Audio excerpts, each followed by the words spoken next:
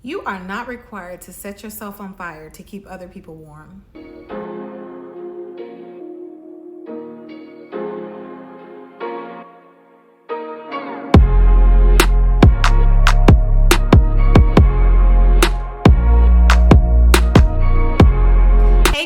My name is Sherry. I am your spiritual optometrist and coach, and today we're going to be talking about the two types of people that narcissists like to target. Now, of course, there are many personality types that narcissists like to target, but today we're going to specifically just focus on two.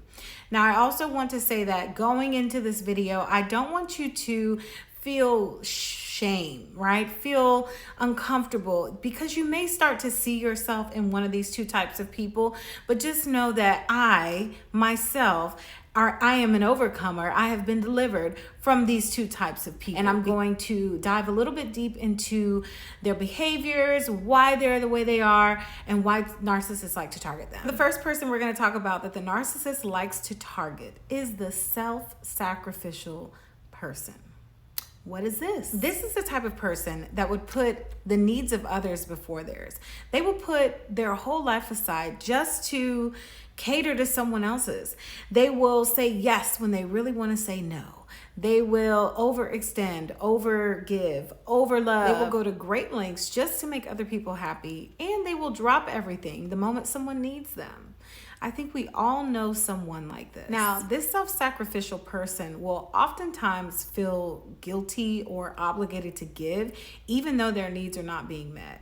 Now, when you're in a relationship with the narcissist loves this because they know you're going to feel guilty. They know you feel like you are obligated to fulfill their needs, even though they're not doing anything for you. There's no reciprocity in the relationship at all.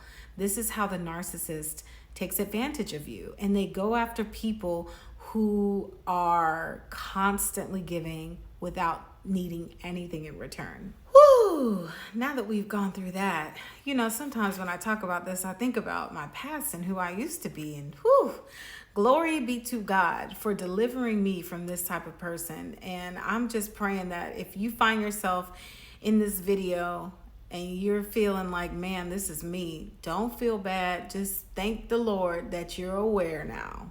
Okay, let's move on. So we got to ask ourselves, why are we so self-sacrificial? Like, what is this all about? Where does this come from? And this actually comes from your childhood, right? You may have grown up in a house where you felt like you had to cater to or take care of a parent or an elder or someone that was in the home. You just maybe felt like you had that duty or role to be the caretaker. So now that you're an adult, you have attached caring to your self-worth.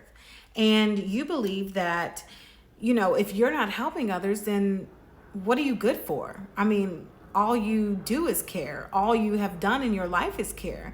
And so when you don't care for someone or you don't fulfill the needs of someone, then you feel like you're not worthy. You're not, valuable, which is a whole lie, because you know that God sees you valuable and God loves you and cares for you. So self-sacrificial people tend to have a little bit of a distorted thinking pattern, thinking that if they continue to care for someone, that they would keep the relationship. In a sense, this is more of a control issue.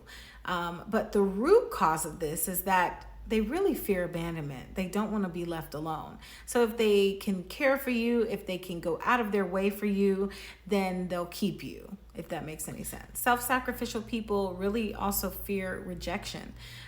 They feel like if they stopped really catering or pleasing people, then people wouldn't like them anymore. And ultimately, again, this would lead to that abandonment, right? That rejection. Don't feel bad, Queen. I used to be this girl.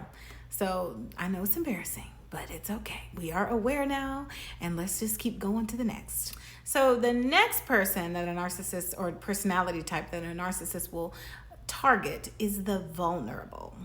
Now, if you have been following me, if you follow me on all my social media platforms, you know that I was married. I went through a crazy divorce. I was married for about 11 years. And so, it was a lot. I had a lot of healing to do.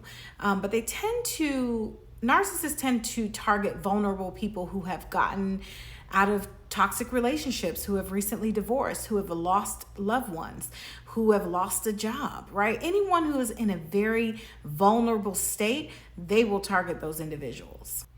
Narcissists smell the trauma. They can smell you from a mile away.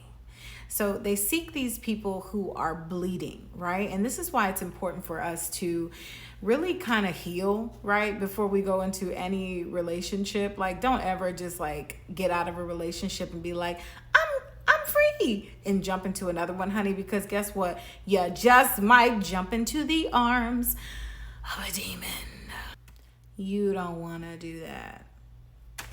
The narcissist will sense your vulnerability and they will take advantage of your situation. They will see that you need attention. They will see that you are looking for validation, and they will prey on that, y'all. And it's just not wise. So my advice to you is, if you are in a very vulnerable state in your life, if you're going through a whole lot, seek safe places where you can talk about your situation. Don't get into a romantic relationship with anyone.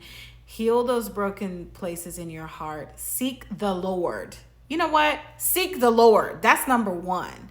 And then when you seek the Lord, you will know what a healthy environment looks like. You will know what healthy people look like, because then you would know the characteristics of God. But just, y'all, these narcs are out here narking, and they're targeting certain individuals. And sadly, they will target those who are bleeding, who are wounded, who need healing, who are broken, right? And so we want to be very, very careful in these last days. So if you find yourself in one of these two categories, reach out. Let's do a discovery call. I would love to help you in this area. It's okay. You don't have to feel bad about it. I was once there too, but I have overcome, and I would love to be your coach. I would love to help you. All the information is in the description box. And also, for those who may think that they may be in a narcissistic abusive relationship and they're really not sure, I've created a free checklist for you of 101 signs that you may be a victim of narcissistic abuse. That is also going to be in the description box. Y'all, thank you for sharing, and subscribing, and I'll see you in the next video. Take care.